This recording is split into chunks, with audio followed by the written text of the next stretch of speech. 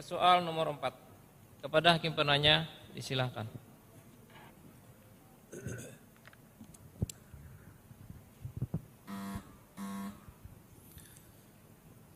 أعوذ بالله من الشيطان الرجيم بسم الله الرحمن الرحيم إن الذين كفروا لن تغني عنهم أموالهم ولا أولادهم من الله شيئا وأولئك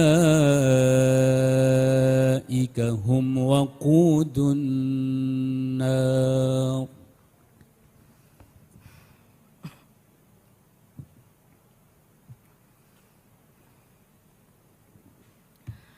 أعوذ بالله من الشيطان الرجيم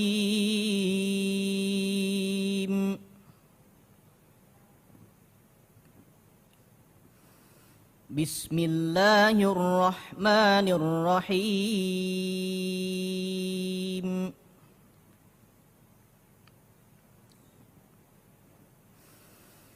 إن الذين كفروا لن تغني عنهم أموالهم ولا أولادهم من الله شيئا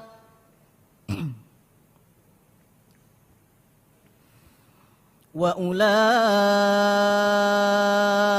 هم وقود النار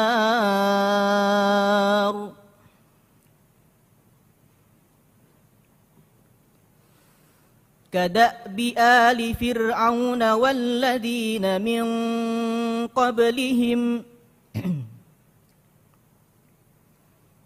كذبوا بآياتنا فأخذهم الله بذنوبهم والله شديد العقاب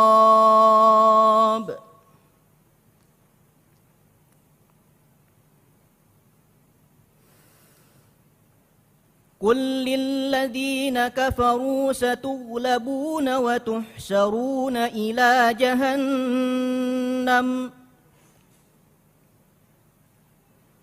وبئس المهاد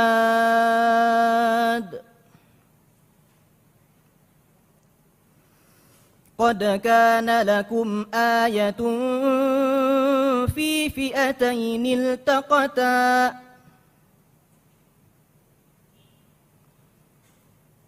فئة تقاتل في سبيل الله وأخرى كافرة يرونهم مثليهم رأي العين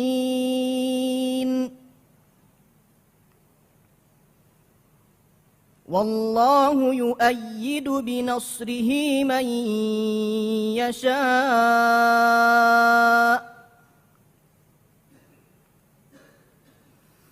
إن في ذلك لعبرة لأولي الأبصار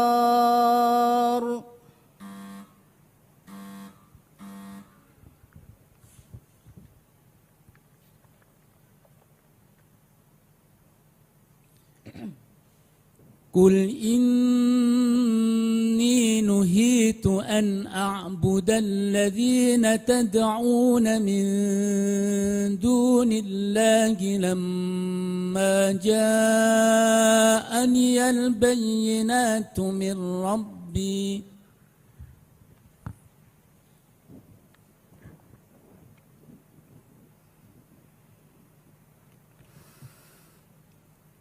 قل إني نهيت أن أعبد الذين تدعون من دون الله لما جاءني البينات من ربي وأمرت أن أسلم لرب العالمين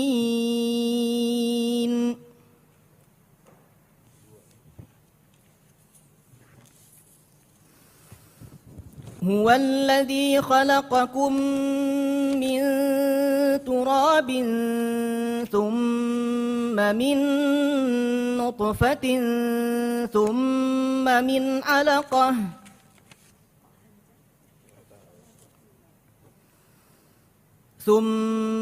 من علقة ثم يخرجكم طفلا ثم لتبلغوا أشدكم ثم لتكونوا شيوخا ومنكم من يتوفى من قبل ولتبلغوا أجلا مسمى ولعلكم تعقلون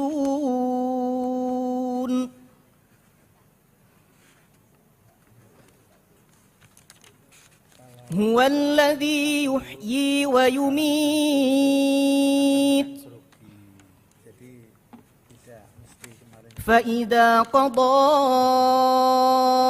أمرا فإنما يقول له كن فيكون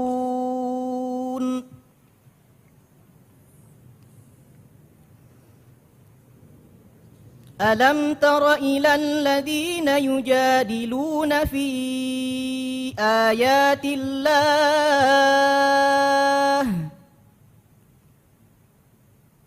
أنى يصرفون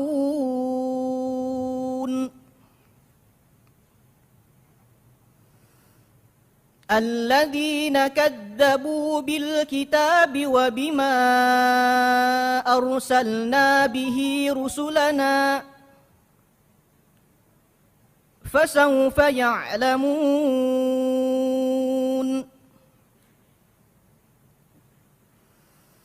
إذ الأغلال في أعناقهم والسلاسل يسحبون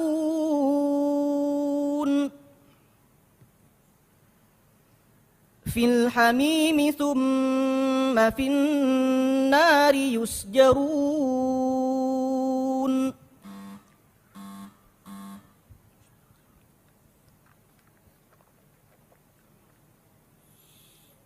جنات عدن يدخلونها ومن صلح من آبائهم وأزواجهم وذرياتهم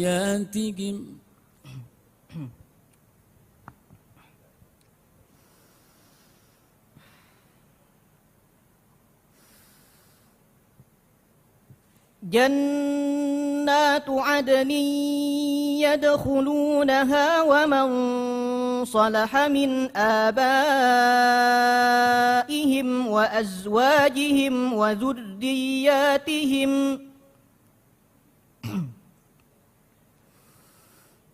يدخلونها ومن صلح من آبائهم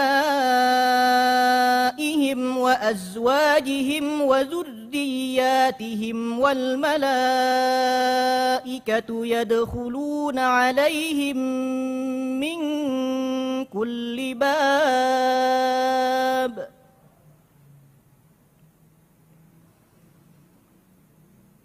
سلام عليكم بما صبرتم فنعم عقبى الدار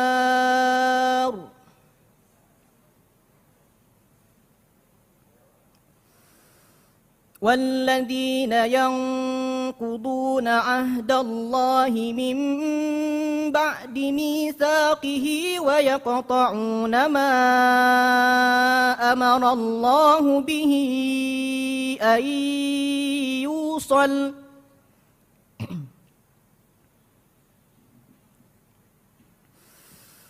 ويقطعون ما أمر الله به أن يوصل ويفسدون في الأرض أولئك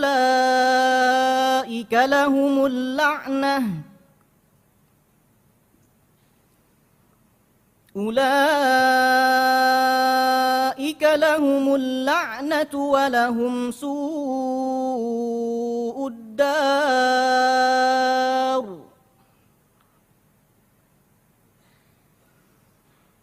الله يبسط الرزق لمن يشاء ويقدر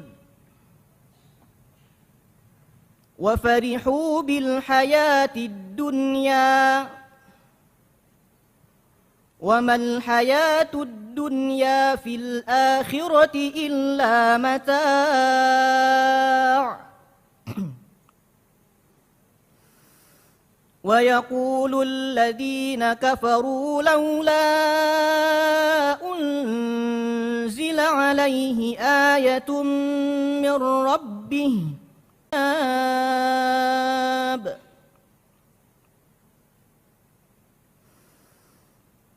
الذين آمنوا وتطمئن قلوبهم بذكر الله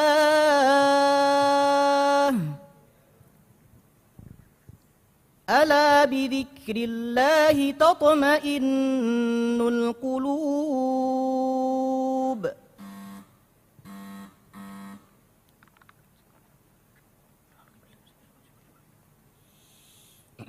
ثم قفينا على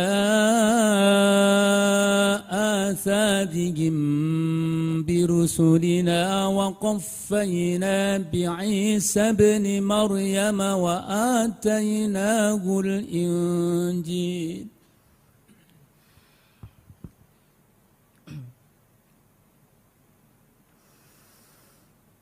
ثم قفينا على آثارهم برسلنا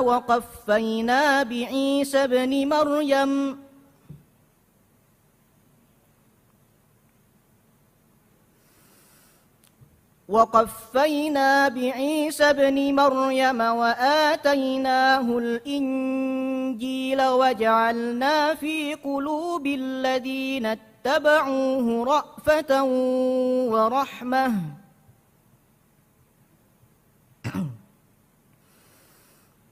ورهبانية ابتدعوها ما كتبناها عليهم إلا ابتغاء رضوان الله فما رعوها حق رعايتها فآتينا الذين آمنوا منهم أجرهم وكثير منهم فاسقون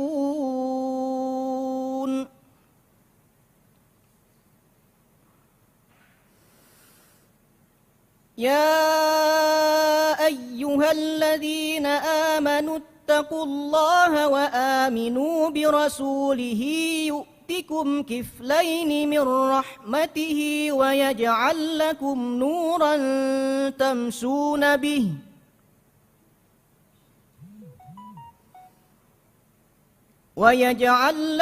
نورا تمشون به ويغفر لكم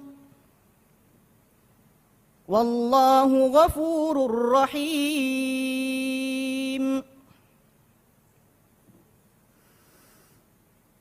لئلا يعلم أهل الكتاب ألا يقدرون على شيء من فضل الله وأن الفضل بيد الله يؤتيه من يشاء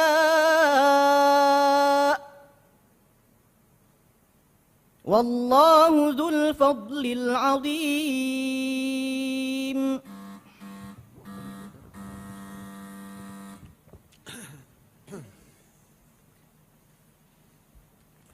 Baca surat Yusuf ayat 61 dan 62.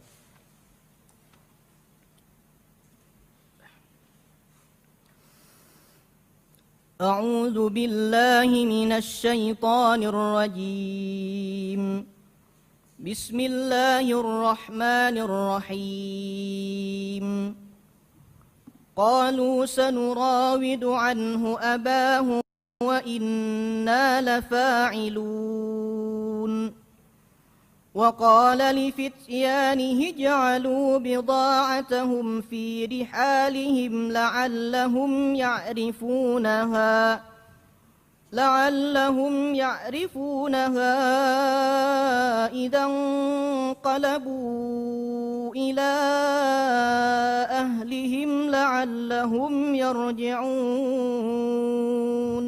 Baik, apa makna nurawidu? Nurawidu adalah fi'il mudhari dari kata rawada. Sedangkan fa'ilnya adalah dhamir nahnu, artinya kami akan merayu. Lafa'ilun. Lafa'ilun, lamnya adalah lamut taukid untuk memperkuat, dan fa'ilun adalah isim fa'il dari kata fa'ala, artinya pasti orang-orang yang akan mengerjakan. Fityan. Fityan adalah jamak dari kata fata, arti asalnya adalah pemuda, namun yang dimaksud dalam ayat ini adalah pegawai yang membantu Nabi Yusuf alaihissalam. Rihal. Rihal adalah jamak dari kata rahlun yang artinya adalah karung. Karung-karung. Ya, ingqalabu. Yang qalabu adalah fi'il madhi dengan dhamir hum, artinya mereka telah kembali. Jelaskan munasabahnya dengan ayat sebelumnya. Bismillahirrahmanirrahim. Munasabah atau keterkaitan ayat ini dengan ayat sebelumnya adalah sama-sama bercerita tentang kisah Nabi Yusuf, di mana pada ayat 60 bercerita bahwa Nabi Yusuf menyatakan sebuah ultimatum, dia tidak akan memberikan bahan makanan lagi apabila mereka tidak membawa Bunyamin bersama saudara Yusuf. Kemudian pada ayat 61 ini menyatakan jawaban daripada saudara-saudara Nabi Yusuf yang mereka itu akan berusaha semaksimal mungkin memenuhi permintaan Aziz Mesir, yaitu Nabi Yusuf. Tafsirkan. Bismillahirrahmanirrahim. Alhamdulillahirabbil alamin. Allahumma shalli wa sallim ala sayyidina Muhammadin wa ala alihi wa ashabihi ajma'in, amma ba'd. Allah Subhanahu wa taala berfirman, qalu, mereka berkata. Mereka yang dimaksud dalam ayat ini adalah saudara-saudara Nabi Yusuf yang ketika itu berjumlah 10 orang. Dikarenakan Bunyamin bertinggal di negeri Kanaan bersama Nabi Yakub sebagai penghibur. Sanurawidu anhu abahu. Kami akan merayu anhu tentang Bunyamin, abahu kepada ayahnya yaitu Nabi Yakub. Jadi ayat ini mengungkapkan bahwasanya saudara Nabi Yusuf menyatakan, kami akan berusaha wahai Aziz Mesir, wahai pembesar Mesir, untuk membawa saudara kami Bunyamin pergi pada kali yang kedua ke tempat engkau ini. Wa inna lafa'ilun, dan sesungguhnya kami akan memperbuatnya. Dalam kata ini terdapat dua muakkid, dua taukid atau dua penguat, yaitu inna dan lamut taukid, yang menyatakan bahwa mereka akan berusaha dengan segala macam cara agar mereka bisa membawa Bunyamin. Hal ini dikarenakan karena mereka menyadari bahwasanya kekeringan yang berkepanjangan dan bahan makanan yang mereka beli pun terbatas. Diriwayatkan dalam tafsir Al-Wasit bahwasanya Nabi Yusuf menjual kepada setiap orang itu 1 karung. Jadi setiap kepala akan mendapatkan 1 karung. Jadi sehingga mereka pulang itu membawa dengan 10 karung. Dalam sebuah riwayat yang lain disebutkan 11 karena mereka meminta tambahan atas nama Bunyamin. Nah, sehingga Yusuf pun tertarik, ini siapa yang kamu ajak ini? Kenapa dia tidak ada bersama kalian? Lalu berjalanlah cerita sebagaimana yang terjadi. Kemudian waqala li fityanihi ja'alu bidha'atahum fi rihalihim. Kemudian Nabi Yusuf berkata kepada pegawai-pegawainya, orang-orang yang membantu dalam jual beli bahan makanan di negeri Mesir. Ij'alu bidha'atahum fi rihalihim. Jadikanlah wahai kalian, wahai pegawai-pegawaiku, bidha'atahum. Bidha'ah adalah barang-barang yang biasanya digunakan sebagai penukar. Bisa dikatakan bidha'ah di sini adalah uang yang digunakan oleh saudara Yusuf untuk membeli bahan makanan. Fi rihalihim, ke dalam karung-karung mereka. Artinya Nabi Yusuf meminta agar kembalikan saja barang yang mereka tukar tadi ke dalam karung mereka. Dengan tujuan apa? La'allahum ya'rifunaha, agar mereka nanti akan mengetahui. Ya, idzan qalabu, apabila mereka telah sampai ila ahlihim, kepada keluarga mereka. Ya, cukup. saudara-saudara Nabi Yusuf akan membujuk ayahnya dan mereka menduga, mengira bahwa ayahnya pasti mengizinkan permohonan mereka. Ya. Dalam Al-Quran terdapat larangan untuk melakukan dugaan-dugaan. Ya. Dugaan itu bisa jadi benar, tapi seringkali salah. Mengapa demikian? Iya, karena yang namanya dugaan adalah sesuatu yang keluar dari hati manusia tanpa adanya bukti terlebih dahulu, sehingga seringkali melenceng dari kenyataan. Allah berfirman, ya ayyuhalladzina amanu ijtanibu katsiran minadh-dhann. Jauhilah banyak berprasangka. Inna ba'dadh-dhanni ismun wala tajassasu. Sesungguhnya sebagian sangkaan itu bisa menimbulkan dosa, dan janganlah kamu berusaha mencari-cari kesalahan orang lain. Kenapa sebagian dugaan itu ismun, bisa menimbulkan dosa? Ya. Karena apabila dugaan tersebut, kita bagi kepada dua pembagian. Yang pertama, apabila dugaan tersebut, misalnya kita menduga seseorang dengan dugaan yang buruk, ternyata dugaan tersebut tidak tepat, maka berarti kita memfitnah. Yang kedua, apabila ternyata dugaan tersebut tepat, kita sedang menggibah orang tersebut. Ghibah itu apa? Ghibah itu adalah menyebut kekurangan orang lain ketika orangnya tidak berada di hadapan kita. Ada ayatnya itu. Wala yaghtab ba'dukum Coba ba'dha. disebut dari awal, jadi enak itu dengarnya ya. Ya ayyuhalladzina amanu jtanibu katsiran minadh-dhanni inna ba'dadh-dhanni ismu wala tajassasu wala yaghtab ba'dukum ba'dha. Ayuhibbu ahadukum ay ya'kula lahma akhihi maitan fakarihtumuh wattaqullaha innallaha tawwabur rahim. Nah itu disebutkan bahwa yaghtab, ghibah itu bagaikan memakan bangkai temannya. Maksudnya gimana itu? Maksudnya adalah ghibah itu diumpamakan dengan memakan bangkai temannya, adalah ketika kita menggibah maka kita sama saja dengan menggerogoti, kita sama saja dengan seakan-akan mencela teman kita sendiri. Jadi kita merendahkan. Mencela itu. Tapi itu tadi seakan-akan memakan bangkai temannya, padahal dia tidak suka. Gimana itu?